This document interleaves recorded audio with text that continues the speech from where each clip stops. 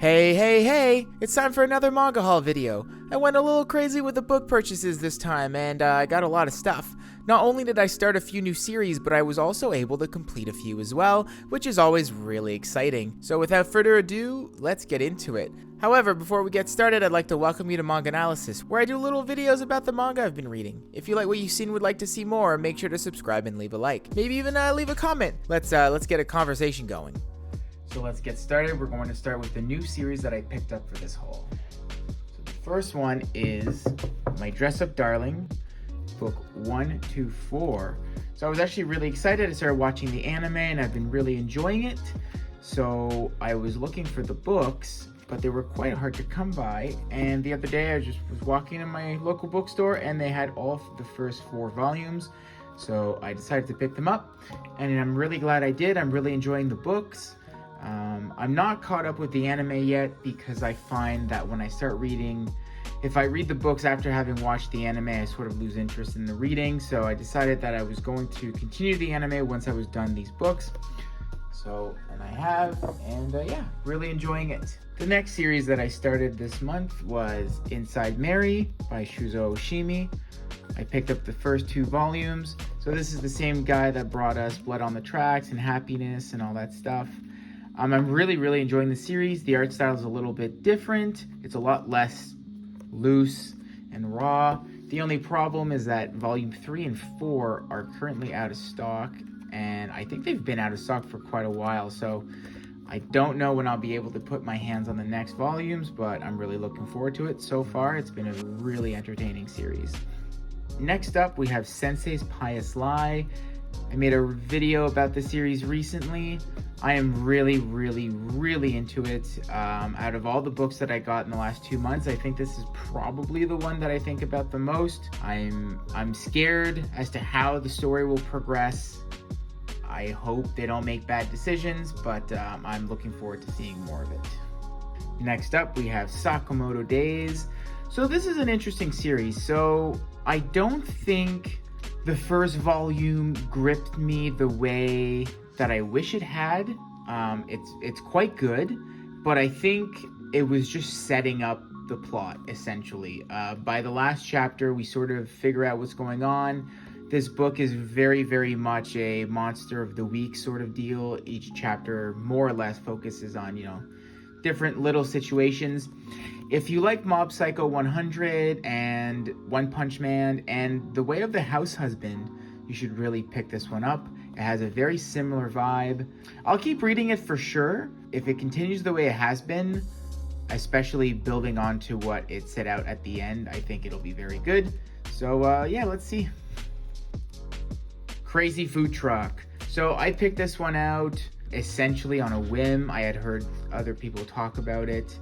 So kind of weird. It's a short series. I believe there's only going to be about 3 books or so, which is good because if someone would have told me after reading the first volume that it was like 12 to 20 books, I probably wouldn't continue it, but I don't have any qualms with, a 3-book series. I can do it.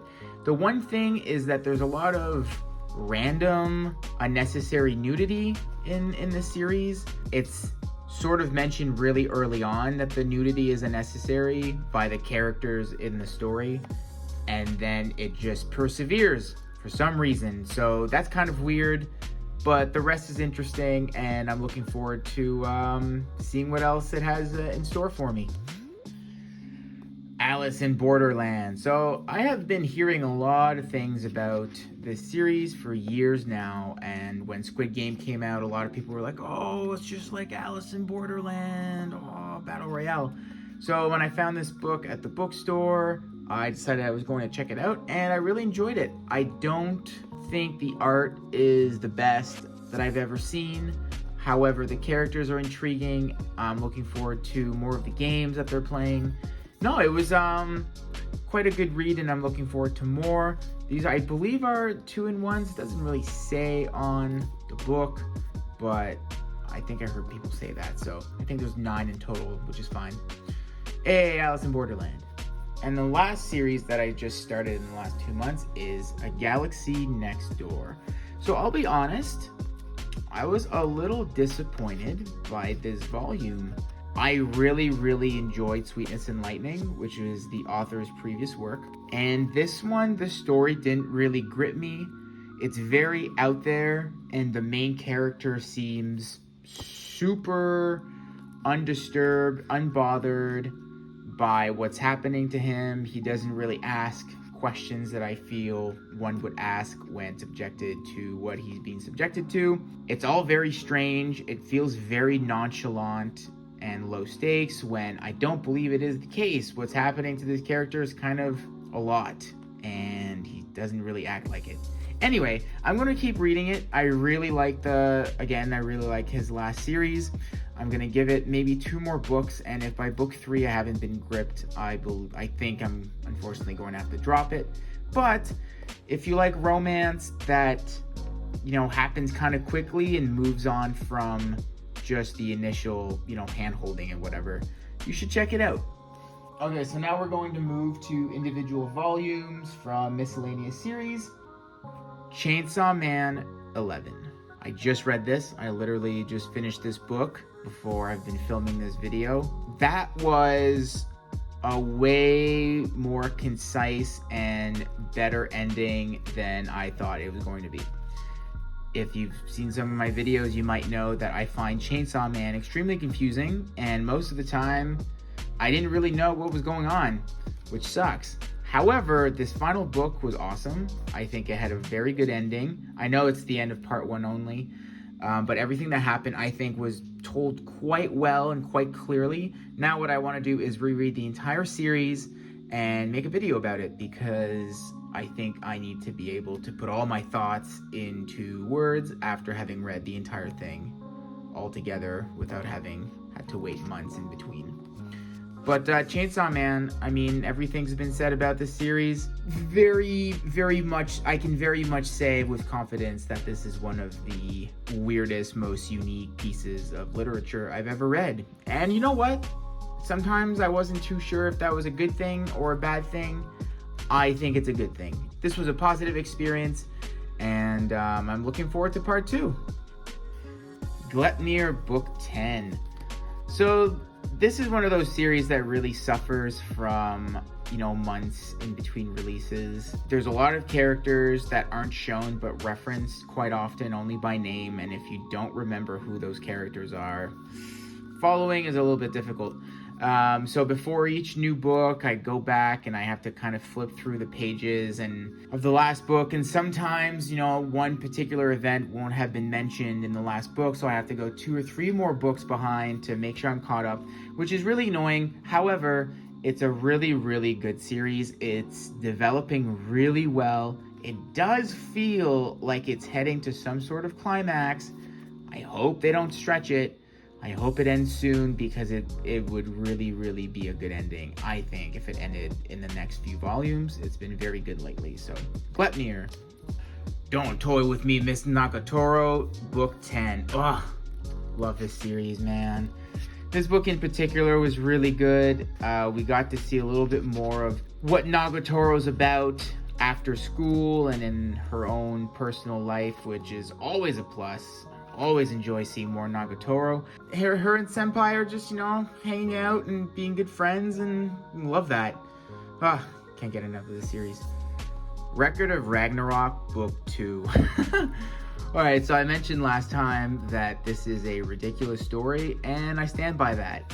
It is literally just, he is at his full strength because he used his weapon. Oh no, the weapon broke. But turns out he is stronger without the weapon because the weapon was holding him back.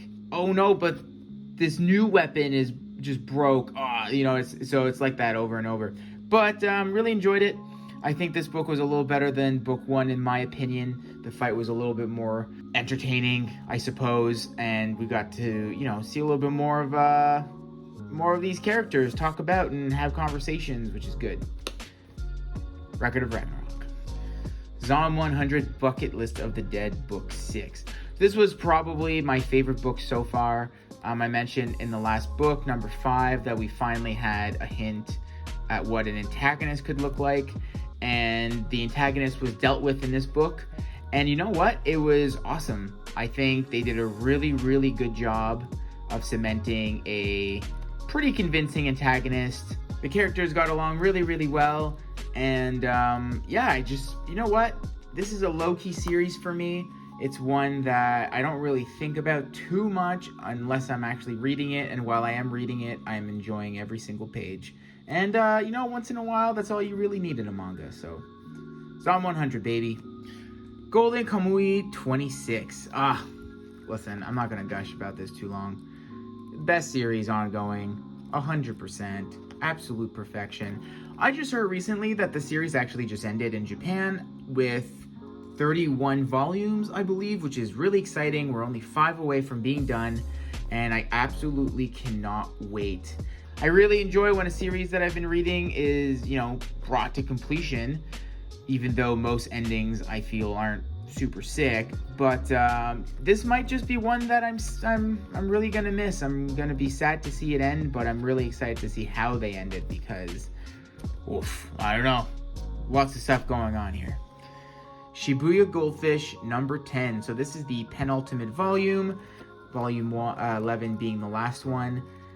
Man, this is just like, I don't know. It doesn't really matter what goes on. Every book is more or less the same. And you know what? That's fine. I'm just excited to finally get it done. It's some big old silly stupid fun.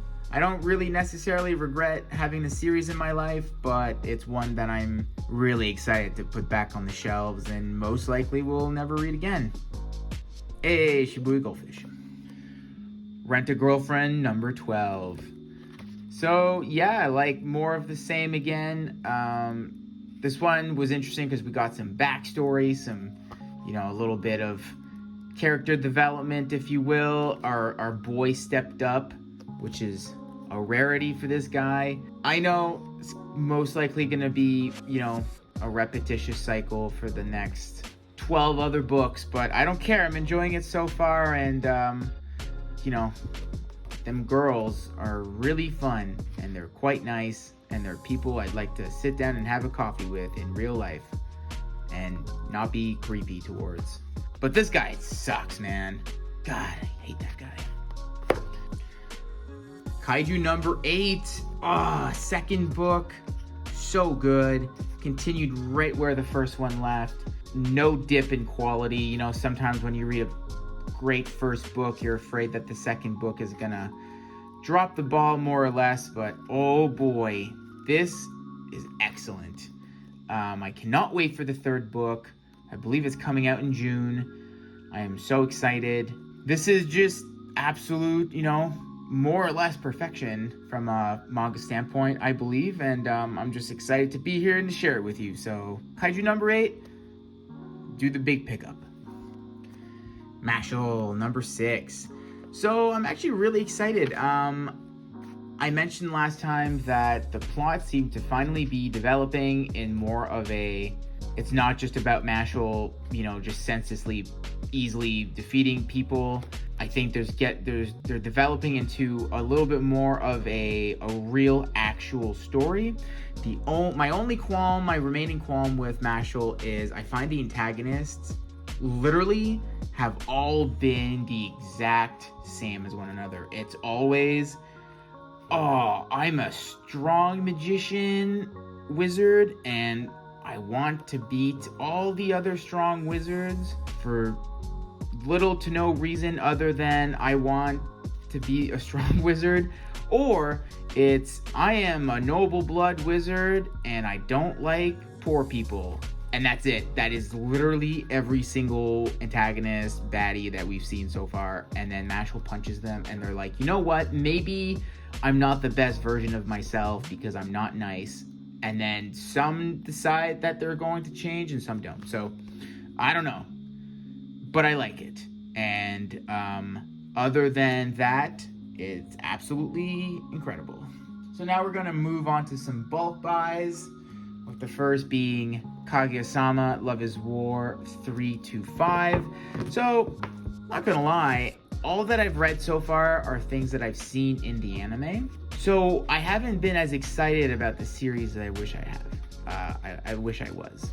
So from where I am in the books, I have, pretty much reached where I left off with the anime. And that's extremely exciting because now it means that everything I'm going to read is going to be fresh and stuff I haven't seen yet. And that can only be a good thing.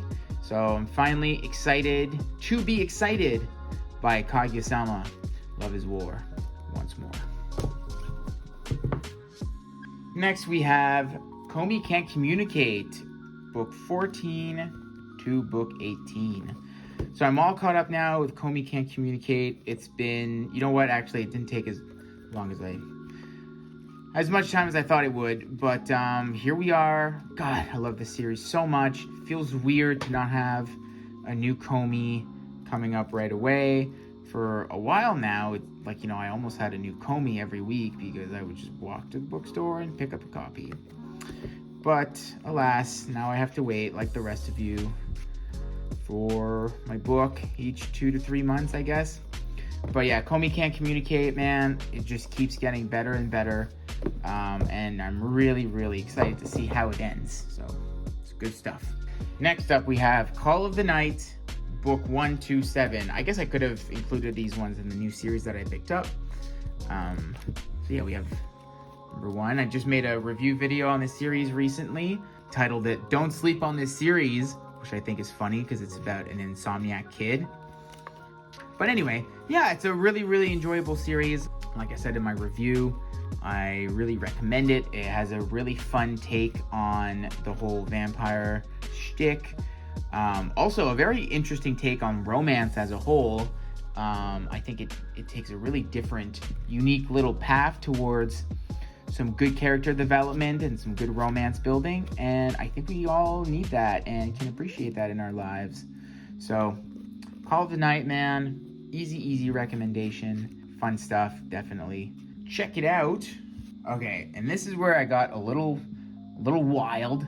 So I actually purchased the entirety of what was left of Demon Slayer, which was book 7 to 23. I was actually going to only buy like 5 a month until I'd finished the series, but I walked into a bookstore and they were all there, which is really rare because some were still out of print at that point. And I was like, let's go, baby. And I just bought all of them.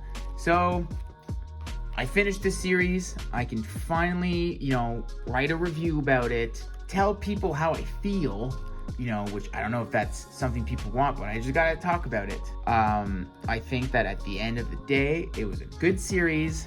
I enjoyed it. I still am a little perplexed as to why, out of all the things that went viral and broke the world, this was it. However, it is still a very enjoyable series. I'm surprised it ended when it did, as in, I think this is a series that could have been milked forever. I'm glad it didn't. I'm just glad I have read the whole thing. I'm glad it's in my shelves. And you know what? This is a series that I might go back and reread again. Enjoying the anime. And, yeah. Well, there you have it, my manga haul. What about you? Did you get anything recently? Start a new series? Completed any? Please let me know in the comments below. I hope you enjoyed this little video, and if you did indeed enjoy it, consider subscribing. This was MangAnalysis, and I'll see you in the next one.